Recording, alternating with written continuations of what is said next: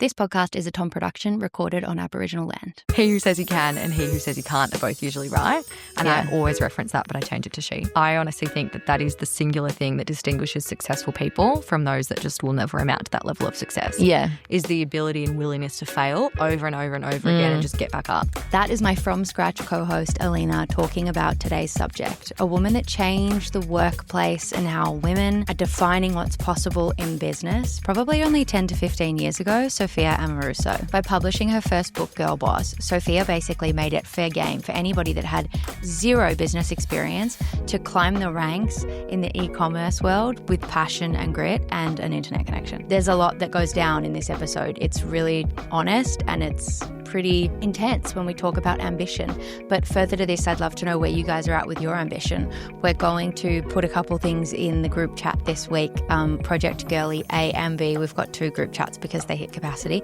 And the links are in the Instagram bios for you guys to have a look and just kind of join the chat. I would love to know how you guys feel about ambition and building a life for yourselves and reach for the moon, land on a cloud kind of approach. But anyway, we need to get to the episode. Before we dive in, let's roll the intro tape to Process. Welcome to Process, the podcast, where I interview the creme de la creme of Australia's creative talent across fashion, film, design, media, pretty much all creative disciplines, all about their unique creative process. I'm your host, Ariel Thomas, motion director, social strategist, founder of creative agency Cinema Tom, and wellness gummy brand Remy. In these episodes, I also share my own creative process, the highs and lows, building my dream creative career, building a team, and building a suite of global clients.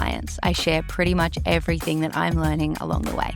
If you're someone with big creative ideas and the ambition to bring them to life, this podcast is for you. As always, these are very visual people talking about very visual things, so head over to @Process the podcast and follow along as we give you context to not only hear what these creatives are talking about, but you can see it too. Let's dive in. So, Sophia Amoruso.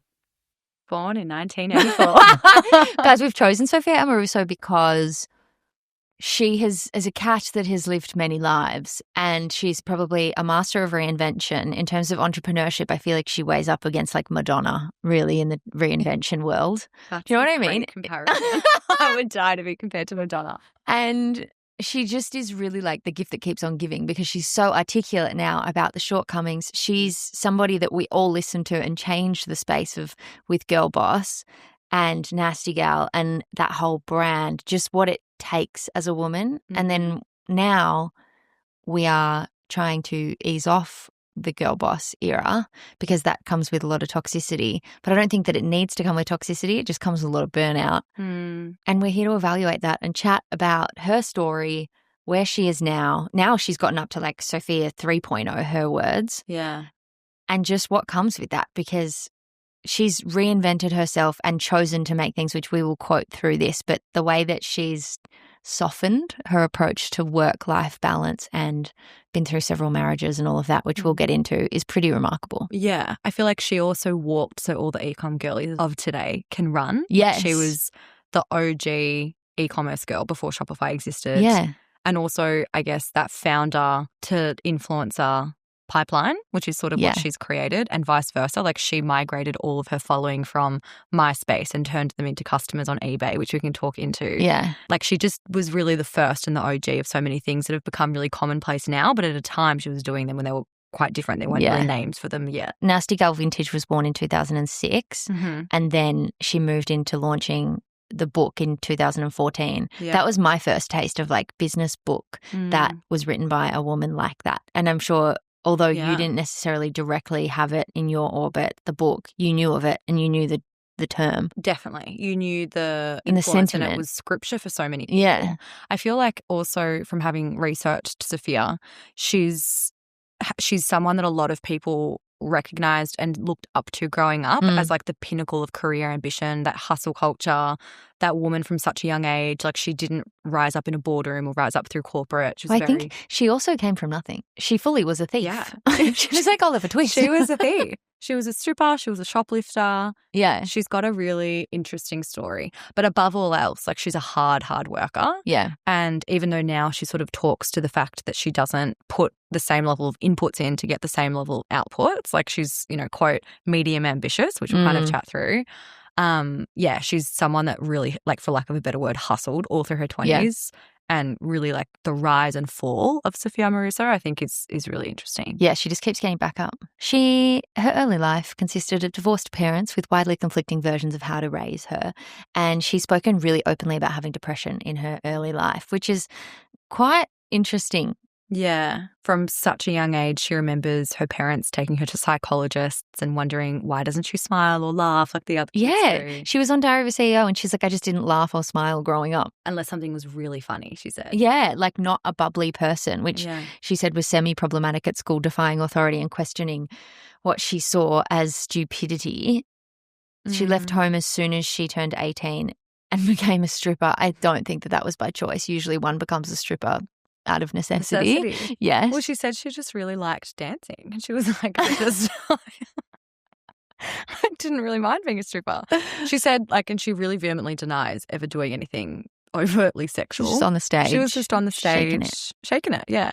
Not for a long time. I think it was probably only 6 months. But yeah, then she started to shoplift pieces for the thrill of it, sort of dumpster diving as well, essentially hustled her way through, kind of got mixed up with a pretty bad crowd is how she describes it. Beyond the shoplifting, wasn't an overt criminal. No, she started stealing books and then posting them online for 10 cents cheaper than the competitors. On eBay. Yeah, which is crazy to do, to like go into a Barnes & Noble and shoplift a book and be like, okay, this book is $12.80. I'm going to put it up for $12.70 on eBay. Just like undercutting the competition. You kind of like can't hate her. No way. Who hates her? No, but like that's a very entitled little shit thing to do. And I think if a man did that, you wouldn't, or like, it's got like, it doesn't have privilege, but it has like white female kind of, the fact that we get behind that to be like, you get it, girl. I know, it's really interesting. 100%. Because everyone loves an underdog. And even though she's like a multi-millionaire now and lives in the hills in LA and like she's objectively made it,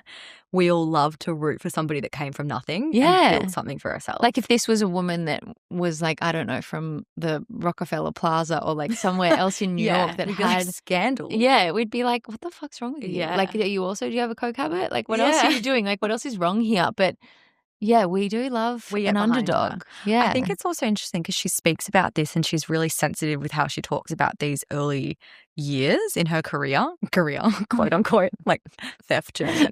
But she doesn't want to glamorize it and she doesn't want to endorse it. And she always says that. She's like, I'm not proud of those years. Yeah. I'd be proud. Like she wasn't stealing from small vendors. Like she was talking about stealing from these, as in I'm not proud that she's a thief, but I'd be proud that like she did what she felt at the time she had to do to get out of a situation where she was, you know, I don't know if she was necessarily ever in danger, but she was obviously in a pretty dire financial situation. Maybe she is proud. She just doesn't want to say it because she can't. Then in the media they're like, Sophia Amoruso condones theft. Like, And she's so media trained that when she does recount this part of her life, she does it in a way where it's like, I'm not proud of it, but this is the reality. Yeah. And, you know, she's trying to be as factual as possible without being like, look what I did. So Nasty Gal started Vintage. Nasty Gal Vintage was born in 2006 when Sophia was 22. And she understood how to market in a way that other eBay sellers couldn't and wouldn't. She shot all of the photography with friends. She wrote really good copy, which is a little bit barking up your tree, and made the effort to position her whole store with consideration. It wasn't just like chuck it up and see. She really curated it, which I think is quite interesting to do. Like, especially on eBay. Well, I remember in eBay, like there was a Are You Amy or Roomy. I remember that era of girls that would scour LA Vintage. It was like the blog spot kind of timing where they would go to stores, go through stuff. Their boyfriends would shoot on DSLRs or like whatever, upload the photos, and then they would sell that vintage. It was like a full cult thing to do. I remember it. And like I was never that small in size to like be able to shop that. Or even in Australia, I just don't think that you would order something from Vintage because their return rates and stuff. You never really got to try stuff on as an Australian. So I just remember like dying over these girls and never buying from them, but always being like, and they used to do uploads and drops on the same day and also every week. And it was almost like storytelling. Like you wanted to know their finds, their vintage finds. And I think that's probably how she really got through her MySpace days of like acquiring customers and being really like, it's the day of upload. So it's like shopping, you know? Definitely. At a time where social media, I feel like you wanted to call it that, I guess, wasn't overcrowded. So when people were just posting it all and posting consistently with a brand, with intent, I guess it was really easy to start migrating customers or like fans of Sophia, I suppose, that were really interested in the personal brand she was building and then seeing what she was able to sell, which is what we talk about today in terms of personal branding, founder-led marketing. I don't know if there would have been much of a personal brand back then before when Nasty Gal Vintage was there. She's taking pictures of herself, but I think what that experience would have also felt like she was more like you had a personal shopper.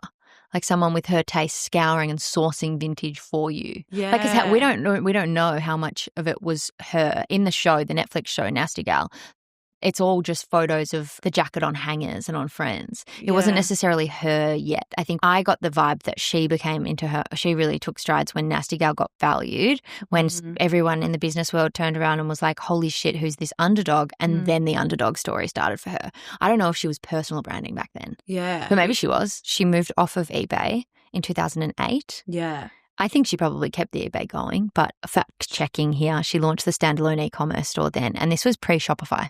She actually left eBay because they wouldn't let her, like she was hyperlinking negative customer reviews. So there was something to do with reviews. Like I think she was trying to leave negative reviews to buyers, which eBay at the time wasn't allowing. Like she wanted to buy from people? No, like people that were purchasing from Nasty Gal that she wanted to leave bad reviews about. So I don't know, I guess it's the equivalent to in the back end of Shopify marking a customer as fraudulent or something. Okay. So she was trying to leave bad reviews, right? And at the time, eBay wouldn't allow her to do that. So she left eBay. She was like, I'm just going to launch my own independent store, which is kind of wild because I don't imagine there'd be that many stores on eBay making tens of millions of dollars in revenue. And she just left and she's like, I'll just do it myself, which obviously she did incredibly well at because by 2010, she moved its HQ to LA and she hit $10 million in revenue. Yeah, which is unbelievable. Then the next year, 2011, revenue grew to 22.9 mil. And in 2012, venture capital firm Index Ventures invested $40 million into Nasty Gal based off of that valuation that she had done. It's just insane. She speaks a lot about this now, obviously with a pretty healthy amount of hindsight, in how important it is not to be accepting and to be so funded by VC investment. And I think it's really interesting hearing someone like that because it's almost this cautionary tale. At the time, it sounds amazing. On paper, you're rich. She's de-influencing that. Yeah, for she's sure. very much I think is sick. But then she, it. on the other hand, she is a VC now. Yeah. Which we can speak to later. Which we'll definitely speak to later. But I feel maybe this is all part of her marketing and I've just fallen for it. But it seems that she's really considered at what stage she enters and isn't really interested in these like hyper-inflated valuations that don't amount to anything. Yeah. And even at the time, I mean, that's ultimately, spoiler alert, how Nasty Gal comes crashing down, is it was valued at a price that it wasn't worth and it couldn't sustain, I guess, investment to meet the demand of the growth of the business. Yeah. 2012 was kind of like, I guess, their prime era. She speaks a lot, I guess, about what it was like running a business without any experience. I mean, this isn't some boardroom to business dynamic. Like she really just, as we said at the beginning, like hustled and made it work. She didn't have any managerial experience.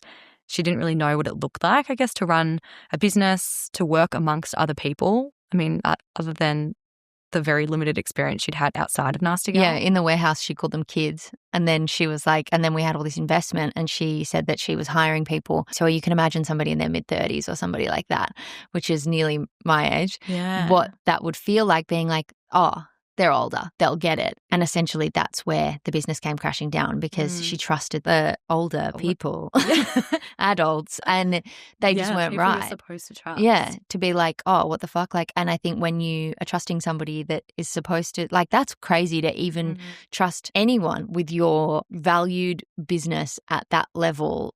Like, you would need world-class players at that rate. And I got the sense from all the podcasts that we've listened to, she probably like said a couple times, hey, I don't understand this or something. And they were like, just keep doing what you're doing, kid.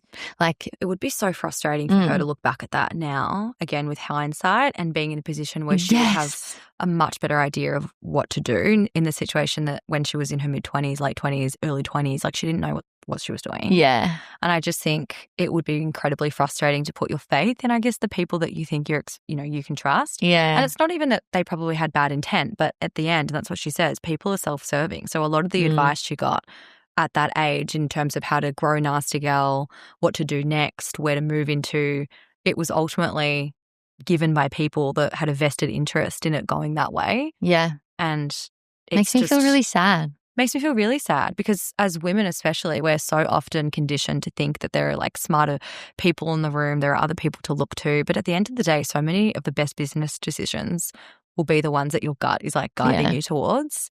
And she says that. She's like, I feel like I knew that there was something going on. I felt like, you know, the writing was on the wall in some way, but we just kept accepting investment. We kept growing and ultimately just like outpaced them. So basically what had happened was, obviously, when you accept investment, the business is valued at a certain price point. And so what that means is they needed to continue getting investment to support the growth of the business, and they couldn't. So there came a point where they weren't getting any more investment, but they needed it to continue growing because they had such ridiculous overheads. Right. By that point, they had also brick and mortar stores. They had obviously this huge HQ. Then they'd moved a bunch of times. They'd had an incredible amount of staff. So when we're talking about like P&L, they had obviously they were getting in the negative. Yeah, very much so.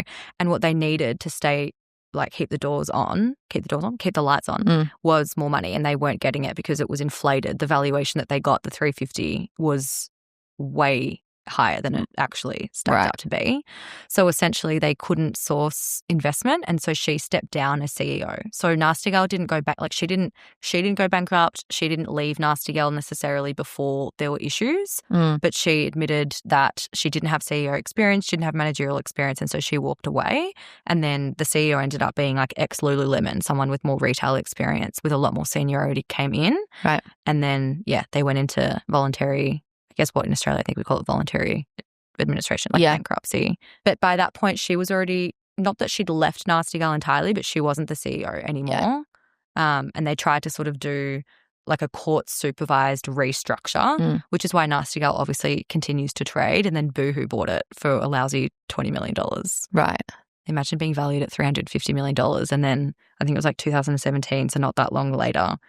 That was also during the rise of ASOS and fast fashion and Zara going online. All of that was neck and neck with this Nasty Gal growth. So it was no wonder that all of these other people caught up to then trade and operate. And then by 2017, is that what you said? Yeah. Yeah, that it was just like just another player in the game. It wasn't an enigma anymore. No, I just think it's really sad. I also do feel like it's one of those situations where this would happen all the time. There'd be businesses that grow way too quick and they just can't sustain their growth and they ultimately come crashing down.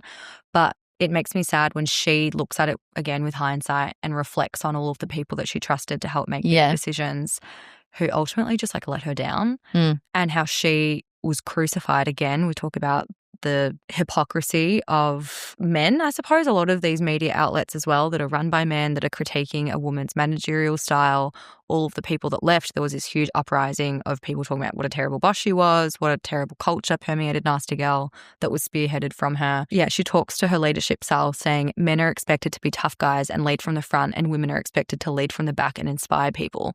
When we hold people accountable, we're a bitch.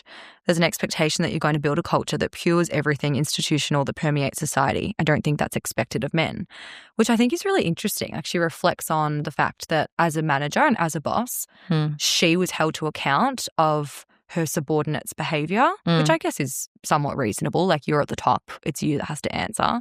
But when they had to have layoffs, like tech companies do every day, it was the intricate stories of the people that were let go from the company that made headlines, like a pregnant woman lost her job. But when like Uber, I mean, I remember when I was working at Uber and there was huge redundancies and massive layoffs, there were no headlines about individual people that lost their jobs. It was like Uber drops 1,000 people. Yeah. I think she had the disadvantage of being a founder that people watched really closely, and therefore it made it so much easier for the world to come after her. You can imagine, though, that she probably wasn't always the nicest, because she herself, having built it, you've got a bit of an edge. Like, there's quote saying, I remember looking up at my desk at 6 p.m. and thinking, who's still working? Yeah. I remember thinking, if you're not walking fast as me, why am I paying you? Yeah. So toxic, but so toxic. But I get it. I think that's kind of such a founder mentality of just how brutal she would have felt, of like, I've given this everything. This is the speed that's got us there. Yeah. Keep up, 100%. Yeah. But can you expect your employees to work at the same pace as the founder? I think a founder can want that, but the age-old story is that they're like, come on. Yeah. And it's like, well, no, you can't You can't have another you in the business. Yeah. That's the beauty of a co-founder, right? 100%. Because there's two of you or three of you at that pace, and you need to find those people and seek them out. Or you give your employees equity, and then they hopefully will work as fast, if not faster, to get their department moving with you and for you. But like, not if they're on an hourly rate. I think, I think now she's 40. I think she'd look back at a lot of the things that she said and thought at the time and was like, oh God, I said that with so much naivety, and also I'm sure a lot of regret by the way she spoke. And again, this is so reflective. A lot of these quotes, like I remember thinking, if you're not walking as fast as me, why am I paying you? That's her talking about looking up at her desk and walking around their office, and she was always walking with intent, and she was on a mission to get through as much work as she could. But again, it's like that's really reflective of her mindset at the time, which then makes perfect sense to go off and write a book called Girlboss, telling people how hard they need to work, glorifying hustle culture. Yeah. She really spearheaded, I guess, that term that went into the zeitgeist and became this thing that was printed on T-shirts that everybody was wearing. Like I remember Girlboss became this. I didn't even know that was hers. It just got so big. So big. And that was 2014. She was 30. It's a memoir. I want to see if we can find some quotes from it. No matter where you are in life, you'll save a lot of time by not worrying too much about what other people think about you. The earlier in your life you can learn that, the easier the rest of it will be. The energy you'll expend focusing on someone else's life is better spent working on your own. Just be your own idol. Abandon anything in your life and habits that might be holding you back. Learn to create your own opportunities. Know that there is no finish line. Fortune favors action. So we can get like a sense here that it actually is very good learnings. 100%. She says, now I heard her talking, I think it was a podcast episode with The Cut. And she said, I look at it and it was written at a time where it was driven by a lot of ego. You could imagine being 22 and having a company that's like valued within a couple of years. 8 years later. Yeah, Forbes is valuing it, surpassing $300 million in revenue. It's just, you would have a lot of ego.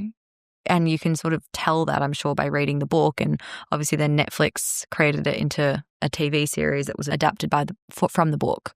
You could imagine that now in her 40s, where she's had a lot more life experience, she's also dealt with failure, all through her 20s. Whilst I'm sure she navigated a lot of hardship and difficulty, she hadn't objectively failed yet. Yeah. She was probably always the most successful person in the room of her age. And then she probably got to a place where she was no longer that. And I think if you're just constantly on the rise all through your 20s, you do probably write and instruct people to follow the same recipe that you did, not yet knowing that ultimately what you're advising them to do will be her undoing in, only a few years later. Girlboss as a movement, the meaning of it that in the book defined like the dictionary, a woman in control, taking charge of her own circumstances in work and life, someone who knows her worth and won't accept anything less. That stood the test of time. Absolutely. In terms of like her creating a revolution, I think that still stands by the means of her taking something from vintage and pushing it through eBay and just making something out of nothing. It's remarkable that is the definition, because I feel like for the past 20 years, that's the drum that we've been beating to. Hands down. It still stands. And I feel like the change that we've had as women, reading that quote and knowing that her book was a New York Times bestseller, I know that is a moment in publishing and in pop culture that changed everything. Yeah. Regardless of her fuck-ups, when it comes to how she was a manager and how she was a boss, or the rise and fall of her, she changed everything. Definitely. She was also probably one of the first female founders, again, that was so open and documented, kind of like the building of the brand. She was very active on social media at a time where, now we've got so many people. We've got like Charlotte Collins from Sheer Lux, and it's very crowded, isn't it? Yeah. And we sort of spoke about this as well. Like there are so many female founders that come under fire now. There are of course male founders that come under fire as well. But we all know now, like to have a big brand, you have to put your face out there, whether it's you as a founder or whether it's like employee-generated content, whatever it might be. You have to have a sense of connection with the people behind the brand. Yeah. And she put herself out there to be criticized and ridiculed and critiqued on the public stage at a time where people weren't really doing that anymore. Yeah. You read about businesses and their founders in Forbes, but she was documenting it on socials. And I think it put I'm sure there was definitely a lot of toxicity that she was partly, if not totally responsible for, because she was at the top. But you can't take away from the fact only because it's easier to ridicule her and judge her because we have more access to her. Yeah. You can't take away the fact that she's pretty legendary in the sense of, you know, she was advocating for women to be their best selves from a professional perspective at a time where, you know, circa early 2000s, maybe there weren't enough people being loud about it. And maybe she sort of helped kind of start Not this that it movement. come from nothing. Yeah. At all. I mean, if you look at the other women that she would have looked up to, it's like Oprah, Martha Stewart. Oprah. Those women were much older when they hit their stride. I don't think either of them had started their media companies until 35, 40. Yeah. Maybe even mid-40s. Yeah. You know, it's like it feels so young and underdog. I just wish she had like a really good mentor. I wish like she met Warren Buffett one night at a bar or something. And I wonder, who knows, again, maybe she did have these really great mentors, but they were all trying to teach her how to run a business in a way that was natural to them, but maybe totally irrelevant, for what she was going to, I guess, need. You just never know. I guess this is also a really interesting cautionary tale, growing too quickly. Yeah. When you don't even want to. And I think she speaks a lot about this. She's like, I felt like I had to keep up. Like we were getting investment so quickly. We were hiring people. We were opening retail stores. We were moving offices. I had to keep up with the pace that I had set. And I didn't even necessarily mean to set that pace, but I had to now keep up with it. Yeah. And it's a real cautionary tale for people to slow down, work out, are you intentionally building something you can sustain, or are you just along for the ride that's out of control? Yeah. But how frustrating to be valued at a certain point and then effectively almost walk away with nothing. Well, at the same time that came about, she had a Netflix show about her life come out. Which she surely would have gotten paid for. Yes, but within the same month, 60 days, she walked away from the business. Like all of it came crashing. At the same time. So she was being lifted up in one half of her life and then torn down in another. And it was just, she was talking about this like crazy juxtaposition. Yes, and her husband left her. All of that. Like fucking hell. So she mentioned that it's not the comeback story, the next phase of all of this. It's the quiet rejection of the comeback story because she did things with obviously a lot of intention. She has now been leveraging social media, obviously, to spearhead her growth, and her community is everything, which I think is still relevant in all creatives and creators, intentionally building life and space that services her lifestyle, which I think is something to be said about just how much power we really do have here. I think it comes from a place of privilege, obviously. If we were to talk about her CV from then, she held on to Girlboss and founded Girlboss Media. She did this absolutely bootstrapped. And I remember being in New York looking at jobs in 2016. I was over there and I was chatting to one of my friends, Karen, and she was at Refinery 29 and she flicked me this job for Girlboss, and it was with Sophia at Dumbo House, which is one of the Soho houses. And they didn't even have an office. They were just like, you're expected to come to Dumbo every day in Brooklyn, which is fine, and just work. And it was when you're a Soho House member, you're allowed 3 guests. So she had 3 staff, up to 3. Right. You could just, everybody hunker down, and they had a tab all day of coffees and lunch and whatever. They were just building. And I think that's probably what it takes. Like in startup phase, you literally just need passionate people on a laptop. Yeah. That's like kind of how it works. But it's just crazy to me that she didn't even get an office for it. She was like, fuck it, let's just do it here. Yeah. And you're saying this is when she's already left Nasty Girl at this point. This is Girlboss. You must have so much trauma for just being like, I'm not doing that again. Yeah. Like, I'm going to, and okay, maybe she didn't have the resources and the means to do that again as well. Maybe it wasn't so much a decision, but a necessity. Yeah. But still, like, I just am so certain that there must be a part of her that, because I know she spoke about when her husband left as well, not that this is solely because her husband left. Obviously, she went through it, to say that, like, to, you know, put it mildly. And she checked herself into the Beverly Hills Hotel for a week and just like cried and rotted. As you would. And there's just been so much. Her marriage obviously was like 2 years. So she was really upset about that. She talks about how expensive the wedding was. And then she's effectively just lost her company that she's devoted her entire life. And her whole sense of identity would be attached to that.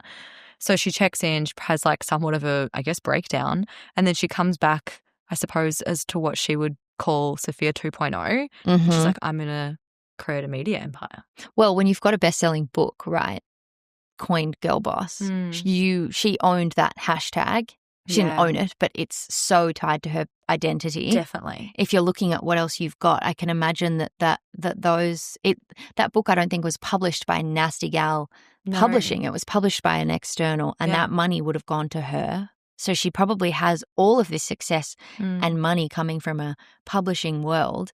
Then podcasting begins. She owns the name Girlboss. But also a part of me would also think she's doing this to protect her reputation because finally all these people are writing about her. Yeah. She can now get on the mic control the narrative. Yeah. Which makes sense. I actually think she's so smart. I'm just thinking she's written the book at a time even when she was still at Nasty Girl. She's written the book at a time where she was probably really aware that her equity was so diluted in Nasty Girl. They'd accepted such a crazy amount of investment. So what portion of Nasty Girl she even owned anymore, I don't know. Like, we don't have that information available. But she would probably have a clear idea of the fact that that was no longer her company. She could have been pushed out at any time. And to be honest, I think she probably was. I think they probably made a collective decision, you're no longer going to be the CEO. So then she's going to write her own book. And then, yeah, as you said, like have the finances then to create something that was her own. And that's what she speaks about now. Like, this is jumping a bit, but she describes herself as medium ambitious because she doesn't want to have that same level of expectation on her, that same level of required inputs to sustain, I guess, where she's at. And maybe Girlboss, the media company, she always wanted it to look and be different to what Nasty Girl was and what it demanded from her. Yeah, but it's crazy now to think about. She's talked about, is it like selling out? Because this whole operation after Nasty Gal is the commercialization of the self. Girlboss Radio, the commercialization of her thoughts in a book. Having a media company is the commercialization of the self. Even this podcast is a commercialization of my career in a way, and like the conversations that I'm having with girlfriends behind closed doors, regardless of me recording them or not. So it's weird to be like, am I a sellout to do that? And how she just sort of built that into her 2.0, but maybe she just didn't have a choice. I wonder also if you can really hand on heart say anyone today is able to just do one thing and truly thrive. Unless you're working in a role that's like, I don't know, finance and it's totally irrelevant to media, there'll always be people that are commercializing, their creativity, their work, and they're doing really well. At the beginning when we first started researching her, I remember thinking, she's a sellout, and I remember thinking she's just trying to serve the same customer time and time again. All of her businesses are speaking to the same woman. Her social media, at first glance, seems very, and we all know what I'm talking about when I say like business coaching, like that kind of content where you're just trying to resonate with everyone so you kind of land with nobody. But actually I've realized I don't think she's necessarily going after these people because she's just trying to make a buck. I think that's probably a small part of it, and that's okay.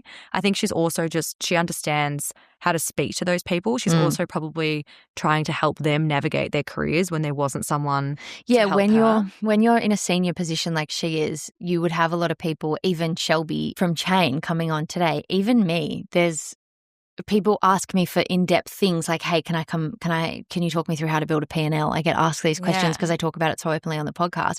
We've now diverted that traffic to be a little bit more justified of, yes, I have had 8 years of learnings of this. I'm going to charge you an hourly rate for it. I do it Thursdays from 1 till 3. You can buy a 1 hour slot. That's it. And it's capped, and it doesn't make me a coach, but it funnels them through it. And that's the same thing that Shelby's done with Chain. There's a lot of people in this like startup phase that should be running their own ads, and they have no business working with an agency of that size because they don't have the appetite or the ability to reinvest and grow year on year with Chain. So she was saying that she has the academy as a means of putting these people somewhere to not lose them but cater to them and kind of hope that the ones that grow. But I think her business school is genius in what she's done there. But it's really interesting when I don't know the details of why she stopped Girlboss Radio. Because now she's on so many other people's podcasts. Yeah. Maybe she felt like she didn't want to have a committed cadence of which she needed to produce her own work, and she just preferred to sort of be a guest on other people's. She speaks incredibly well. Like, I think that she's such a pleasure to listen to. She also speaks with so much rawness and vulnerability on other people's, like how she spoke about her abortion and stripping in her childhood and the difficulty that she has with her relationship with her dad. Girlboss Media grew out of Sophia Amoruso's successful e-commerce company Nasty Gal, but the company's business model apparently was heavily reliant on the Girlboss Rally, which is a really large-scale event that attracted significant sponsorship revenue. When the pandemic hit, in-person events were cancelled and many of the company's planned partnerships fell through, leading to a drastic decline in revenue. In June 2020, Amoruso announced her departure along with most of the team due to the financial difficulties caused by the pandemic. That was only 3 months in. We hit the pandemic April, March. So they must have been on the edge of that cash flow, like on the edge. The pandemic was head-on high-speed collision for the business, and then Girlboss Media eventually sold. It's still working today, but now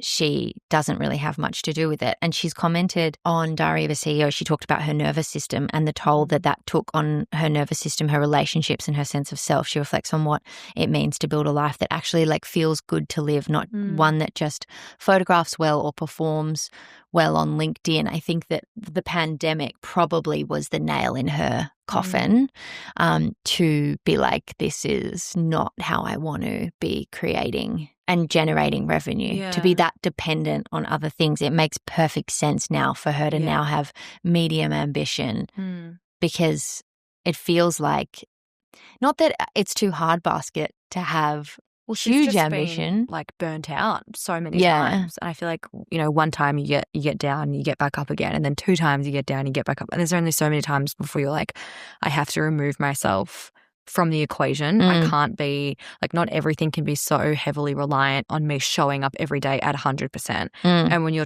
having these companies, especially media platforms, where the speed. I'm sure there must be days, when you're thinking, I don't really feel like recording, or I'm not feeling particularly witty or articulate today, but you have to just show up anyway. Imagine this huge company where all these people are, you've got a ridiculous amount of sponsors and you have all these things that are reliant on you showing up every day at your best. It would be exhausting. Yeah. And that goes for scaling an e-com brand where you're so at the front of it. And we see with Amy from Odd Muse, she's been dragged through the mud. Yeah. Right. There's stuff here that we found about designing a life that supports you, not swallows you whole. But also people miss when they talk about burnout that it's not just the long hours and the fast pace, it's the commercialization of your creativity. Lol that we're talking about this when I fully do this. But I don't have whiplash as such, but your identity and your story and selling yourself until there is nothing left to sell. I feel like that would be fucked. I wonder if you get to that point as well where you just have this epiphany and you're like, I'm just not doing that again. And I think that's what she speaks to now. She actively diminishes the success of herself because she is, I'm imagining now, incredibly well connected. She's got a lot of tenure. I would say she's also incredibly intelligent. If you hear her speak on podcasts, I think she's one of the most intelligent people. Yeah, very emotionally aware as well. Very emotionally aware, almost to the point where I was like, I feel bad that this aired. Like, it was so vulnerable and raw and honest. She's very self-aware. And I just have no doubt that if she chose to kind of rise up again, she could. Yeah. But I understand her decision not to do that, because when you get to the end of your life, people always talk about how you are very reflective and you realize what truly matters, and you kind of look back and you think, I shouldn't have done, I shouldn't have spent all my time at work, or I shouldn't have prioritized my career of my friends or my family or my health. And I feel like she's been really fortunate to sort of meet that realization at a time in her life where she can still redirect the trajectory of her life. Yeah. And what a privilege that is to decide, not that I'm going to, retire, but I'm going to keep the success of both of my businesses, Business Class and Trust Fund, at a level where I can sustain whilst having balance in my life, whilst being healthy and not having to operate at this really unsustainable level that ultimately was her undoing. Yeah. She doesn't romanticize the fall of what happened, but she's clear-eyed about what it gave her and the chance to reimagine her success, which I think that is freedom. 100%. Like, freedom to choose, freedom to design a lifestyle that you want, and to choose presence over performance and stillness over spectacle is in our notes. Yeah. Did you write that? I did write that. That's so beautiful. Thanks. Why didn't you say it? Well, Can you take ownership of your words? I'm just reading this like it's... You read it so well. Yeah. Are you a copywriter? I can be. So, the 3.0, which she even said, it's Sophia Amoruso. I love the 3.0. I know. It's her Instagram bio. It's so cool that she's just stepped into that. But she owns where she's at, and I feel like we sort of, maybe we didn't speak to it enough, and I don't think we need to, but a really big part of her brand, her personal brand, was how ridiculed, I suppose, and critiqued she was by media and public opinion on what a terrible boss she was, what a terrible culture she created, how toxic her workplace was. And again, we sort of spoke about the, I guess, different standards that male and female CEOs are held to.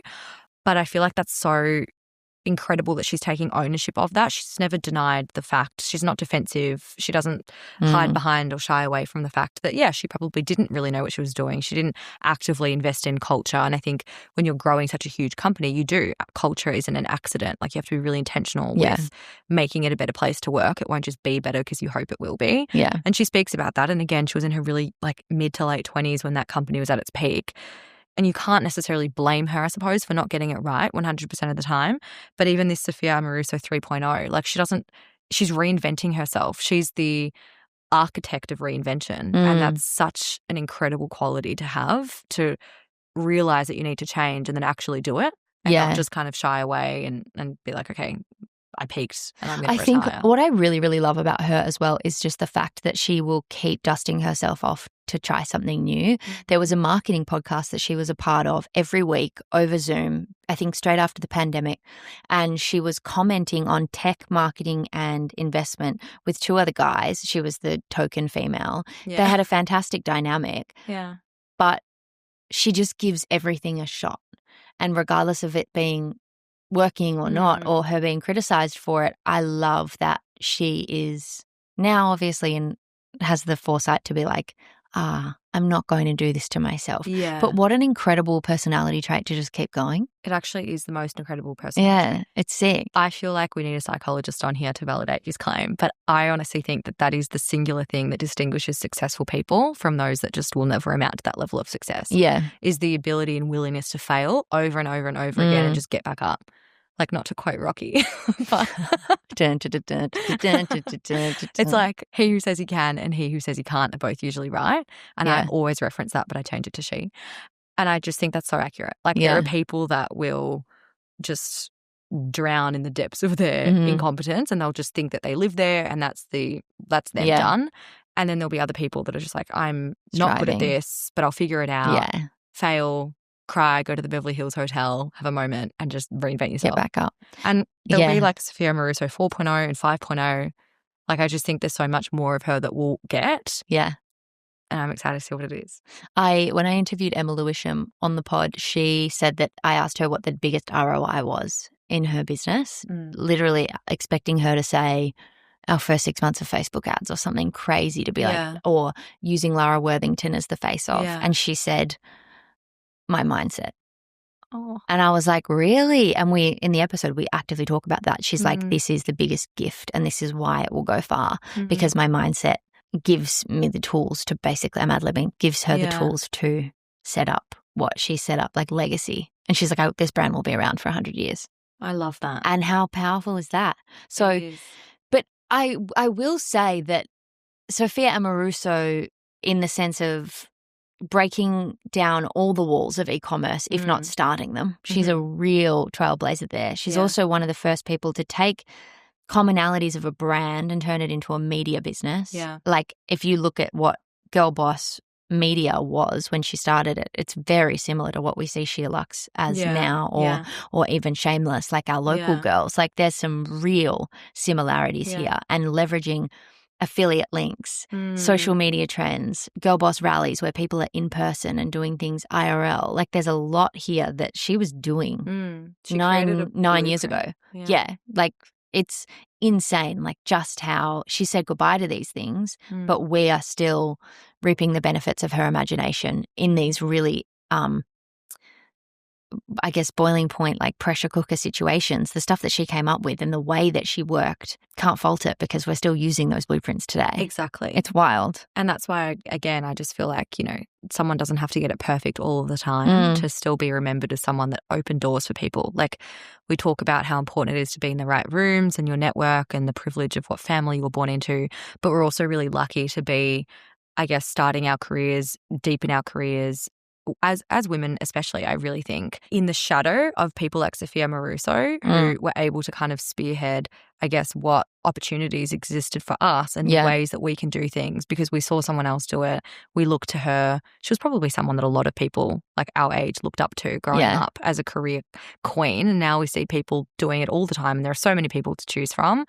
But she was really early in that. And I think that the privilege of being able to watch someone like her tackle hardship and adversity makes things so much easier for us as well. Yeah. She's a real role model, I guess, in that respect. And she might not have had the greatest beginnings in how she started Nasty Gal, but being able to build the brand and build her personal brand and her story in a way where we can look to as inspiration is special. The way she's doing VC now is also fascinating. She's got trust fund, which is just classic to call it trust fund because she's just not from that world at all. And I think she's probably just poking fun at it, but all the images are very Pinterest, Nantucket / the Hamptons-esque, very it's like absolutely JFK Jr. and Caroline-esque. Like they are that. And she's invested in some fantastic brands, but she also said that she likes to be at that early founder stage where there's no red tape. And you can see that, like even the way that she speaks of the days when she was at Nasty Gal,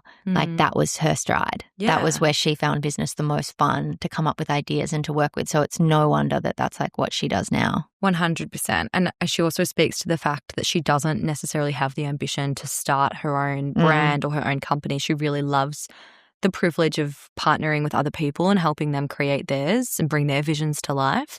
And she's obviously incredibly creative. Even like, you know, we kind of skimmed over it, but even at the beginning, how Nasty Gal became a success, like the understanding of brand in the world of eBay. Like, I don't think that other people were really doing that. Like, sellers on eBay weren't thinking about the copy and the product descriptions and the way their imagery was shot. Like, it was probably very price conscious. It was just like getting the listing up. But she knew better at a time where people just didn't understand the importance of, I guess, marketing creativity in sales. And I think, you know, her ambition and desire to be part of businesses and they're really in their infancy stage is probably driven from the fact that she wants to have unlimited reign on helping them produce creative ideas without, as you said, the red tape, the no's, the barriers, the obstacles, the investors as well. Like if the company's too heavily invested in, she just won't be a part of it because she knows there are too many people that she has to answer to in terms of for her ideas or I guess like where the business can even move into. And she just won't do it because she's probably been there before and hated it. Yeah. And that's probably what happened with Nasty Gal as well. Like it got to a point where she couldn't just come up with these crazy ideas. Like she had all these loud ideas, I'm sure, and just wasn't able to action them because there were too many people to say no. Yeah, Sam Altman from ChatGPT's comments on burnout, which I agree with, but also it's up for debate. He speaks to it as if burnout is just working hard on things that you don't enjoy. I reckon that's true. So that's like when you think about her burning out, it's like, well, imagine commercializing yourself but then having to report to somebody else. I would fucking hate that.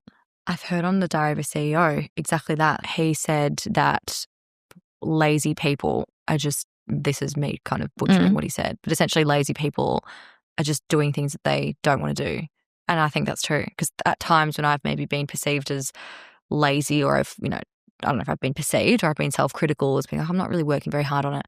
It's because I don't want to do it. Yeah. And then the moment I take something on that's a project, a brand, a founder, I'm genuinely passionate and aligned with. And that's why now, and I'm sure you're the same, like I'm so strict with what I will take on because I can't work on things that I don't want to do anymore. I feel like you just get to a point where you only are going to be producing work that you're proud of, genuinely excited about doing it. And in terms of when we talk about burnout, like I'm the busiest I've ever been right now, but I'm the furthest from burnout I've ever felt because I'm so pumped and happy to do it. Yeah. Whereas at the end of my corporate tether, I have never been more upset in my life. I was coughing up blood. I had like hair falling out. I was so stressed because I was so unhappy and I was the personification of burnout. And I can't particularly say it was a hard job. It was just not for me. And I think you can see that in people that are really hardworking, really ambitious, doing the most, and they're often not burnt out. And it's probably because a lot of the time they're really aligned with what they're doing. Yeah. That's not to say that you don't need to actively slow down and it's important to go for a walk and touch the grass. But when you're excited about what you're doing, you feel like you have actual impact and you're passionate about it. Yeah. I just Huge don't difference. think that, you can experience burnout to the same level as someone like Sophia who's stressing out about money, about valuations, about securing more funding, about, the decline in revenue. And that would just be a whole other thing. There's something to be said about that because I think she would have also noticed her relationship suffer from being too ambitious. Because when you're too ambitious, it kind of, well, no shit. XYZ is going to happen because you're putting XYZ in place to occur. But with that comes that work. Like you can't sign up to, if you're highly ambitious and you set up, okay, we're going to be, Process the Podcast will be Sheerluxe in 12 months. Yeah. If I fucking said that, do you know how much work that would take, like, to do? Yeah. And the highly ambitious, like you can set these goals for yourself and you can give everything that you've got to it, but that's not actually an enjoyable road to go down. And she's right, talking about her nervous system. Fuck that. I also do feel like ambition and inputs need to be equally measured. I think people can be really ambitious. I think there's a difference between people, that are ambitious and are hardworking. Yeah. And I think it's the intersection of both where success lies. I think there are people with really big aspirations and dreams, and I also think there are people that are really loud about those aspirations and dreams and do nothing about them, or manifest a little too hard but don't put in the work. Yeah. And I think that, you have to have these big dreams, but you also, I hate to use the word realistic because I don't mean that to like diminish the size of your dreams, but you also have to set goals for yourself that are achievable, right? Like break it down. Yeah. And you need to have something that you can hit. And they might be really small. That might be, I don't know, I'm going to land X client, or I'm going to work with a brand on X concept. I feel like you need to have small things to work towards outside of just these big outlandish goals with these ridiculous timelines that are not achievable. And I feel like when she references medium ambition, who knows if it's because she never wants to achieve that level of success again, or if she wants to do it but more on her terms. Yeah, I think it's her terms. Yeah. That it's not time. I get the sense that she probably works like 6 hours a day. I get that sense as well. Yeah, and I think imagine giving it that away for something that essentially might not be your own with the way that investment and everything works. Fuck that.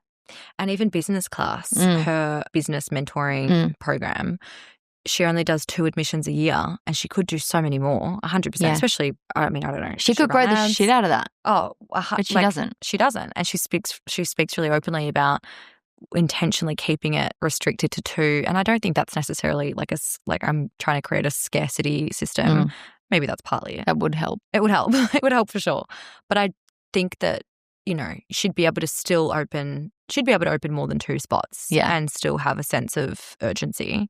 She doesn't want to because she doesn't want to support all of the admin. She even speaks about how she pre-recorded all of the content. It's basically been designed that it doesn't require her ongoing efforts. She doesn't have to be in the weeds of it every day. She has 1 employee. I kind of get the sense that employee is just like a marketing person that does all her socials. In terms of onboarding, it's really self-sufficient, really like autonomous. And I just feel like she has designed businesses that enable maybe her lifestyle, can guarantee her a certain level of income, whether it's while she's like bidding her time and waiting for the right opportunity to do something different, or maybe she's, maybe trust fund will scale to a point where that continues to grow. I mean, also, did we mention that Paris Hilton is like one of the investors in trust fund? I think that's iconic. It's so good. Because also she does have a trust fund. So it's kind of like so funny. I love how there's so much irony. Well, I think that's because when you have a trust fund, right, you've got people that you give money to a fund and you invest in a fund because that fund has a good eye. And that eye has to prove you've got runs on the board there because can they return the fund? So she's obviously returned the fund. She's obviously got a good eye. Therefore, people like Paris Hilton would be like, who am I going to invest with? They don't want to invest with Berkshire Hathaway. Paris Hilton probably has an appetite for young founders, and how cool is that? She wants to be involved. Let's go with Sophia. Their meetings would be so fun. So, like how do you personally feel about medium ambition? And when you set up Adora House, are you like, ambition, like we're going to take on the world, or are you like medium? No, but I don't know anyone. No what? No, I'm not medium ambitious. I don't think I know anyone. I'm becoming medium. Really? Yeah. That's really interesting to me. Because you seem high ambitious. I'm high ambitious now, So the payoff can go down to medium forevermore. Because I think if I have kids in the next 2 years, I would like that to be medium because I want to be present as a mother, and I also don't want to be operating. And like, I know so many female founders that were on Zoom calls in the hospital.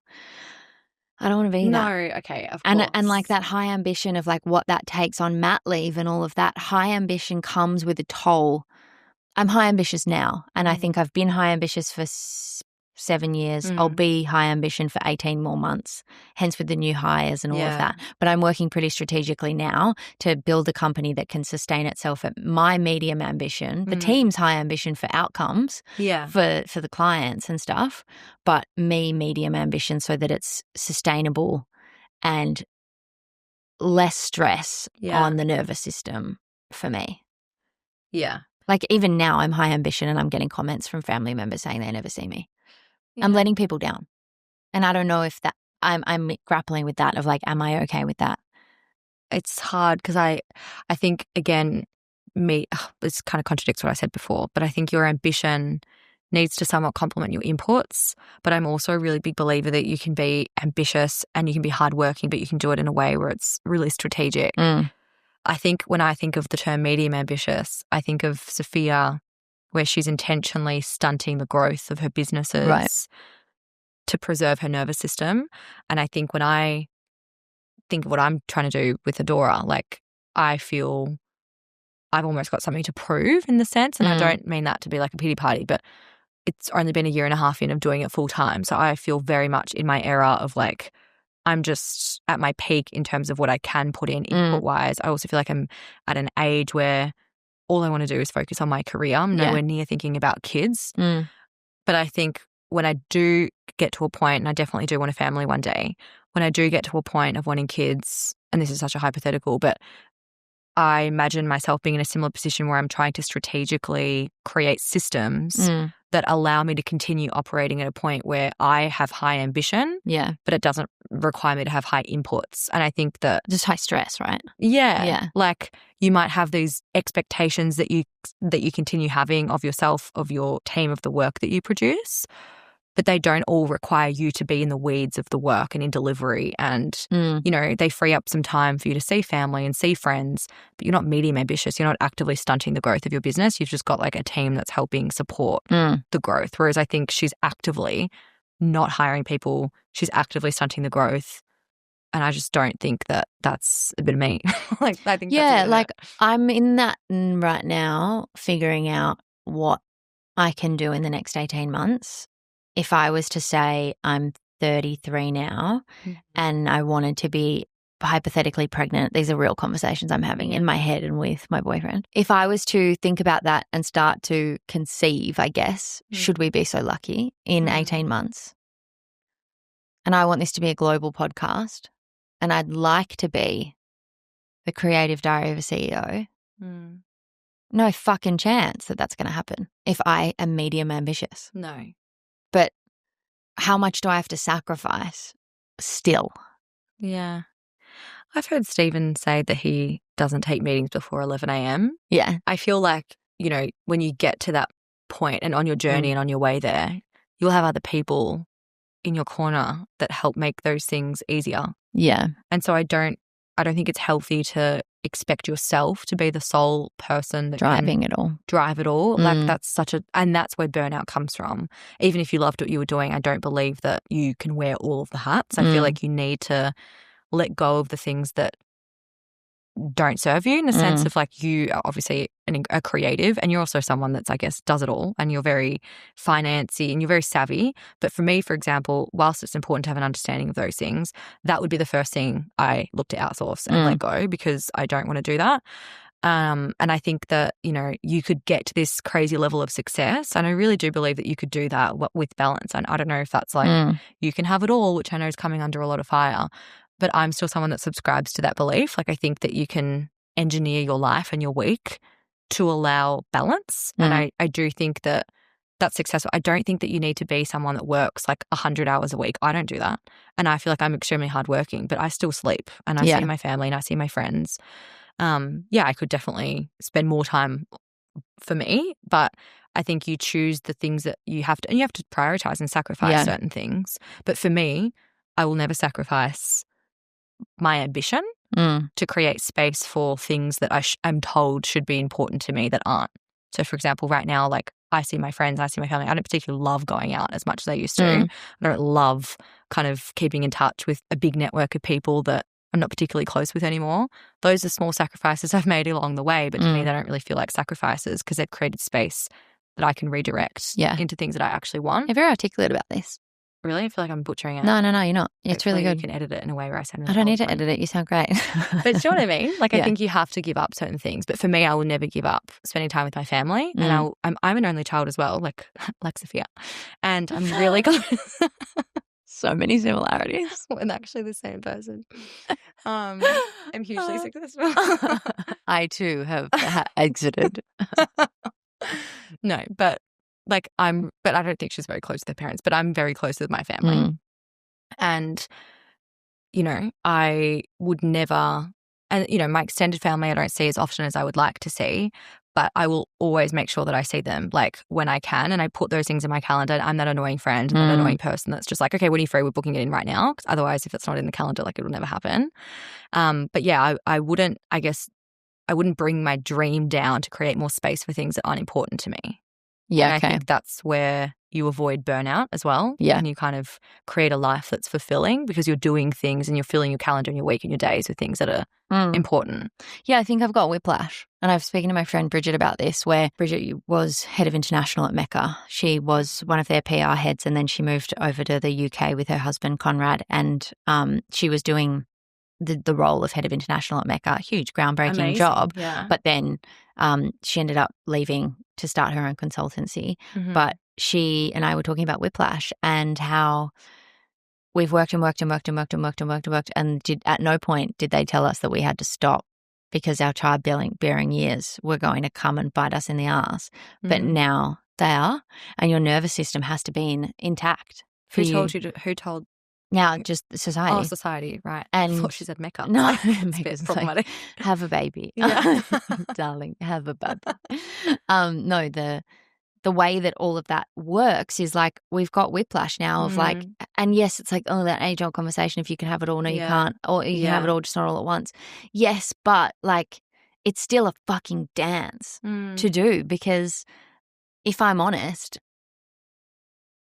I don't know who she'll be, Motherhood Ariel, because she'll put the kids in front of the podcast. But me now being like, you little bitch, we worked so hard for this. Like, I don't, it's interesting you almost to think resent about these people that aren't real, and you're like, you're going to take this dream away from me, but I know that I'll be so happy to give it away when you're here. Yeah, like it's a weird dance that I'm doing now with this. I think that's where medium ambition comes in from me, being like, I think my turbo will just become medium because other people are in the picture. Right. And I don't just want to be a wife and a mother. I actually want to be those people, not just the label of it. I intend to fully immerse myself in those roles. Yeah. And do them well. Yeah. And it's really tricky to be building and have so much like global success now with the Anko contract and everything. And even they're asking me who's my successor, because I can't be in 2 countries at once, and they will expand to new countries in Southeast Asia. They're already looking for the sites. I know that the timelines are coming. I see it in their calendars, like even when they share screen that they're doing things. Yeah. I'm first cab off the rank for those deals. I'm not going to give it to anyone else. Yeah. So where does it come to with me of that ambition? Because what's interesting about Sophia's story is there's no slither of motherhood. No. And we're so used to it being medium because a little baby's made it be medium. Right. And in the absence of that, she's still.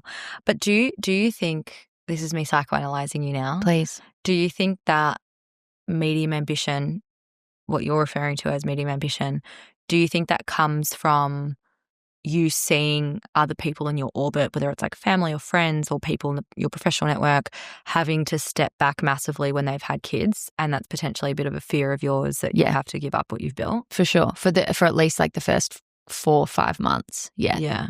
Yeah, definitely. But don't you think you're doing all the right things that some people don't do so prematurely, I guess, in terms of you're saying potentially in 2 years you might start thinking about or would like to have kids, but you've already started building a team And hiring, in preparation yeah. for that. Yeah, I think so. I think I'm just shit scared. Yeah, and of course, like who's not? I'm scared and it's so far away, right? Like I think every woman is scared that wants to have kids and knows that they want to have kids. You wonder at what point will you have to drop off.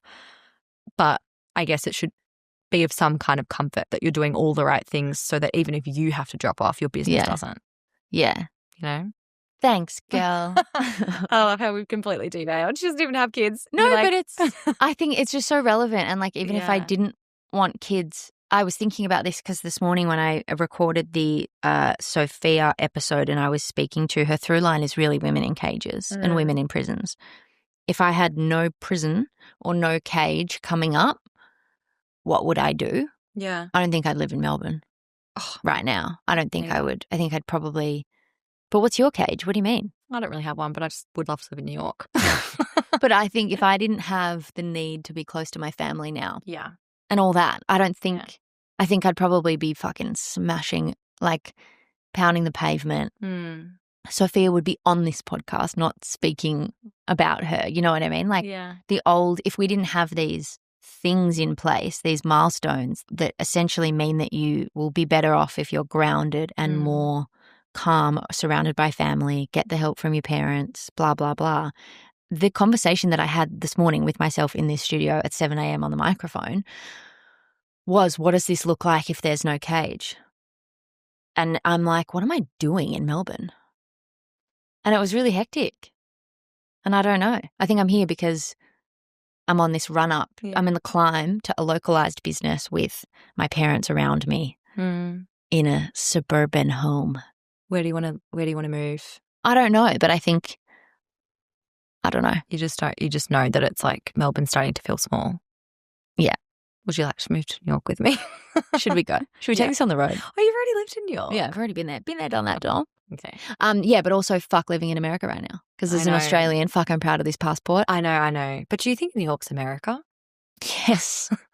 I really with that fucking like... subway system? Yes, definitely. I feel like it's its own nation, you know? No, that's America. Yeah. I think it's interesting. I think that's probably something a lot of people relate to in terms of even outside of motherhood and the reality of it. Everyone comes to a point in their life where you're at this age and it's like the precipice of the next chapter. And don't they say like you evolve every 7 years? I think I've heard someone say something every 7 years. There's like a thing that you start to outgrow some friendships, you start to outgrow your circumstance, certainly jobs, careers, and you almost redefine yourself. Like you become Sophia Amoruso 4.0. And I think maybe you're at that point now where you've been waiting to get to this point where you are right now. And now you've hit there and you're like, okay, now got to break the mold of what I thought was going to happen. Yeah. Yep. But the concept of ambition, I think, is so interesting. The concept and relationship of ambition and burnout is something that probably a lot of listeners can relate to when it comes to, your creativity, trying to go out on your own as well, like running a business, whether that's the pipeline from like freelancing to agency or agency to freelancing, like whatever direction that looks like. I think it's scary. Like it's a really terrifying decision to sort of trust yourself and to continue trusting yourself as well, even when you're not getting wins on the board. Because that's how I think where burnout can come as well. It's not even where you're working so hard, but it's where you start to lose faith in yourself. Yeah. And I think people often associate burnout as something that's a result or a side effect of nonstop work, and you're so busy with work that you burn out. But in at least my experience, the only time I've ever felt close to burnout with Adora was when I was so quiet and I was so stressed and I was like, is this going to happen? Am I going to have to go back to corporate with my tail between my legs? Like that's probably the only time I've ever experienced burnout. And it wasn't because I was super busy. It was because I wasn't busy at all. Yeah, it was terrifying. Yeah. But yeah, I think everyone has like different things. Like I'm someone that loves to be busy and thrives in it, especially if it's work that I want to do. But then there'd be other listeners and there'd be other people that, you know, have cadences on how often they'll work with clients or how many projects they can take on. Whereas like I don't have that. I'm so happy to just, if it's a dream project of mine, I'll make it work and I'll hire someone like I just have because I'm like, okay, I'm busy, but I'm not saying no because I want to take on that client. So that's where I get stressed, I guess, when I'm not busy. That's something that I feel really burnt out by. Yeah. But everyone's going to be so different with that. Interesting. I know. It would be, I know. I'm fascinated. Fuck, okay. Oh, no, but it would be interesting to like dial a friend and see what everyone feels burnt out about, because I don't think it's this thing that we're all told, like you only feel burnout when you're working too hard. Yeah. I think everyone feels burnout for different things. Yeah. And sometimes it's just a sign, I guess, where you're on the wrong path. Or you're just, you're not being strategic with where you're putting your efforts. Yeah, true. I have had experiences with burnout, but I very quickly change it. And I am the first person to go to a client and be like, I'm really sorry, I can't take this on. And then I advise them on somebody else that will also do a fucking great job. Yeah. So that's off my plate. I get rid of shit that I procrastinate on hard and fast. I'm procrastinating on one thing right now. And I'm like, fuck, who am I going to give that to? Because my body's been rejecting the task for like that's like a tick. And I'm like, oh, I don't want to do it. Yeah. And I just don't want to do that task. But I need to stop being a little bitch and just do it. But also like, I get it. Burnout is a really interesting fine line. But we just have to learn how to do that. But I think that the ambition conversation is going to be one that I continue with the podcast listeners to just hear about, because I don't ever want to be the person that turns a podcast into a mum podcast. That's never going to happen here, guys. Never, ever. You'll need to like edit this in a few years if you start talking about, you're like, guys. Yeah, imagine. I'll be like, and this episode is sponsored by Bugaboo. Baby Bunting. They have budget, so that'll be good. I mean, anyway, it wouldn't be the worst thing. Yeah, right? Yeah. This episode is sponsored by The Pill. No, but The Pill, not for me. Yeah, not for me either. Not for anyone, honestly, that I know. Except for the people that are on it. Amazing for them. But yeah, a lot of my friends just had really bad experiences. Yeah. I also feel like I was put on it when I was 14. Same. It's an amateur move. As a way to just be like, oh, period pain, like, here you go. Here you go. Band-Aid. It's very lazy. Yeah. Anyway, so I don't know what's going to happen with my motherhood journey, but we'll talk about it later. You guys, I do need to do an episode on freezing my eggs, because so many people want to understand that journey and why. I read the thing you did with Jen. The piece was it with Elle? Oh, yeah. Yeah, that was amazing. Yeah, that was good. So I'll do an episode about freezing my eggs so that I have more time to figure out this dance that I'm doing. But yeah, the ambition piece, I adore finding out and hearing these things from women like Sophia Amoruso, because she's got hindsight so that we can have foresight. And perfectly said. Yeah, I think she's crawled so we can run, walk, whatever. I'm a fan of she walked so we can run. Yeah, she's walked that road so we could, and I appreciate all of her honesty for everything, including her shortcomings and medium ambitious, because it's true. I don't know if I would handle a $200 million valuation company, and I don't, you can't say that you would do things the way that and they wouldn't come about the way that they have for her, because everybody's journey is different. But I love her transparency now, and I'm really proud that we've got female leaders like that, essentially. 100%. And I also think it's really interesting because, not that she was solely responsible for this toxic like hustle culture, but she did have a really big part in creating it, as did a lot of founders in that era. And it's almost like she's actively undoing what she helped create that destroyed her. And in terms of, that ongoing, I think there'll always be chapters of a founder's journey where you have to operate at that really high and that intensive level. Yeah. But she obviously just did it for far too long, didn't have enough control over her own company, and effectively lost it. Yeah. And, now a lot of her work, when you compare what she says now to, those like quotes around medium ambition, and you flip back a page and she's saying things like, I looked up at the desk at 6 p.m. to make sure everyone was still working, and I would be angry if people were walking slower than me in the office. Yeah. Like, they're just completely different women. You wouldn't imagine that they'd be saying that now, or she'd be saying that now. So I think it's interesting seeing her trying to undo what she helped create in terms of that toxicity. And there's obviously been a big wave of a bit more of a balanced life. And we've kind of all come to expect that you can't demand these things of your employees. You certainly can't vocalize your expectation of them. And even the expectation of yourself. I think we've all come a really long way in understanding that it's important to go for a walk and, call a friend every now and then. Yeah. Mindfulness. Well-being, self-care. Pilates, yoga. I've got some slow-cooked lamb on. Yum.